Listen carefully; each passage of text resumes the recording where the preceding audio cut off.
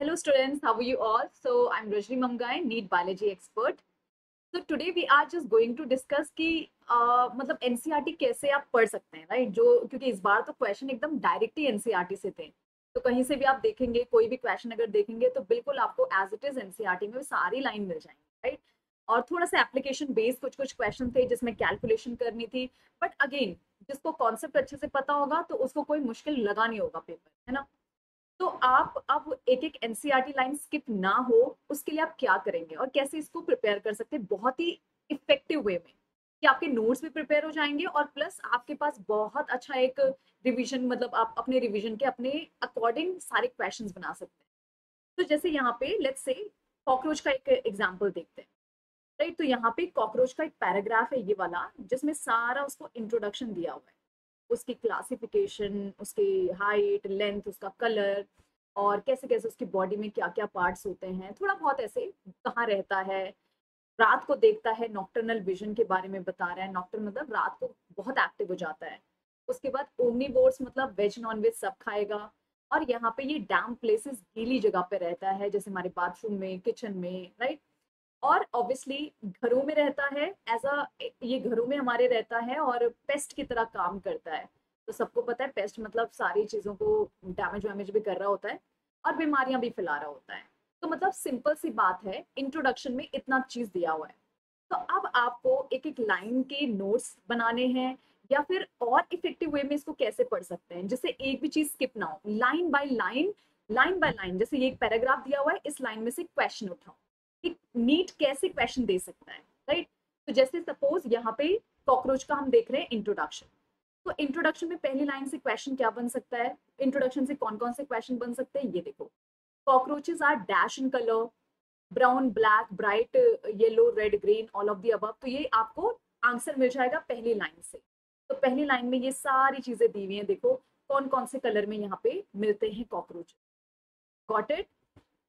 Next है, देखिए यहाँ पे अब ये कॉकरोचेस जो होते हैं वो कहाँ कौन सी क्लास से बिलोंग करते हैं, तो हमारे पैराग्राफ में दिया हुआ है इंसेक्टा क्लास।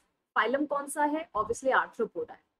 येलो, ग्रीन और ये सारे कॉकरोच कहाँ मिलते हैं? तो ये सारे ट्रॉपिकल रीजन में मिलते हैं, जो यहाँ पे देखो लिखा हुआ है कि ट्रॉपिकल रीजन में मिलते हैं सारे के सारे। तो मतलब इस तरीके से देखो पूरे एक एक लाइन से क्वेश्चन बन गए। साइज ऑफ कॉकरोच क्या होता है? तो यहाँ पे देखो बोथ, तो यहाँ पे हमारी एनसीईआरटी में सेंटीमीटर में भी दिया हुआ है, इंच में भी दिया हुआ है। अगली लाइन से क्या बन सकता है क्वेश्चन? Dash conceals head. तो यहाँ पे देखो ये इस लाइन से क्वेश्चन बन गया कि यहाँ पे बॉडी वॉल, जो अपर बॉडी वॉल है वो एक्सटेंड करके हेड को भी कवर कर लेती है। ठीक है, तो यहाँ पे इस तरीके से और इफेक्टिवली आप एनसीईआरटी को पढ़ सकते हैं। तो देख लो इंट्रोडक्शन ही इंट्रोडक्शन से 8 एक एक लाइन से क्वेश्चन बन गए।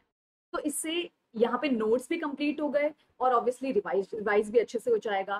डायग्राम से कैसे क्वेश्चन बन सकते हैं? लेबलिंग के लिए पूछ लेगा, तो पूछेगा कि भाई ये ए दे देगा कि ये क्या है, फिलीफॉर्म एंटीना है इसका। उसके बाद ये लेबल करके पूछेगा ये बी क्या है, ये इसका हेड है। उसके बाद पूछेगा सी क्या है, ये इसका फोर विंग है, टेगमीना जिसको बोलते हैं, राइट? उसके बाद ये क्या है, इसका हाइंड विंग है। तो इस तरीके से A B C D labelling के लिए पूछ लेगा आपसे, राइट? तो सेम आप मॉर्फोलॉजी के ऊपर एक एक लाइन से क्वेश्चन बना सकते हैं कि देखो यहाँ पे ये इसका जीनस एंड स्पीशीज दिया हुआ है, पेरीप्लैनेटा अमेरिकाना। फिर उसके बाद यहाँ पे इसके विंग्स का लेंथ दिया हुआ है, तो यहाँ से एक क्वेश्चन बन जाएगा। मेल की जो विंग्स होती है वो मतलब इसके जो एब्डोमेन पार्ट है उससे भी क्रॉस करके चला जाता है, तो मतलब जो मेल के विंग्स हैं वो फीमेल से लंबे होते हैं, राइट? सो यहाँ पे जो इवन उसके टिप टिप को भी क्रॉस कर जाते हैं। तो सपोज ये इसका एब्डोमेन है और मेल में अगर बात करेंगे विंग्स की तो उसकी एब्डोमेन उसकी टिप से भी नीचे चला जाता है। तो यहाँ से एक क्वेश्चन बन, राइट? तो बच्चा this is the effective way to study NCERT, क्योंकि आजकल जिस तरह क्वेश्चन इतने सिंपल आ रहे हैं, you don't have to avoid even a single line. NCERT क्या बोलना चाह रहा है तो आपको पर्पसली एक एक चीज के बारे में पता होना चाहिए, राइट? तो बच्चा देखो इस तरीके से आपने इफेक्टिवली नोट्स बनाने हैं। प्लस प्रीवियस ईयर क्वेश्चन में देखो कि कैसे क्वेश्चंस पूछे हुए हैं, किस लाइन से क्या पूछा हुआ है, तो उनको भी इसमें ही इन्वॉल्व कर लो। तो ये होता है सबसे ज्यादा efficient way to study NCERT.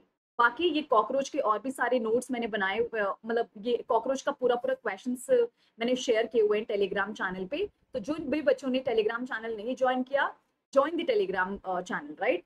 तो देखो यहाँ पे जैसे एक क्वेश्चन है 2021 का, तो इसमें बोल रहे हैं कॉकरोच के रिस्पेक्ट में इनकरेक्ट स्टेटमेंट, डायरेक्ट एनसीईआरटी की लाइन है ये सारी की सारी। तो ऑब्वियसली ये इनकरेक्ट स्टेटमेंट है। गैस्ट्रिक सी के मिड गट और फोर गट के बीच में होता है, ना कि हाइंड गट के बीच में। बाकी सारी एनसीईआरटी लाइन है। तो you can effectively make all the, मतलब लाइन बाय लाइन आप क्वेश्चंस यहाँ पे बिल्डअप कर सकते हैं, सो दैट आप कुछ चीज भूलेंगे नहीं और रिवीजन भी बहुत जल्दी हो जाएगा, right. So all the best बच्चों, I am sure it's so helpful. बाकी you can write down some suggestion in the chat box and share it with your friends also, right। और बाकी मैंने इसके सारे के सारे line by line question Telegram channel पे शेयर किए हुए, तो join the Telegram channel, link दे रखा है नीचे, right. So all the best, see you all, have a great day.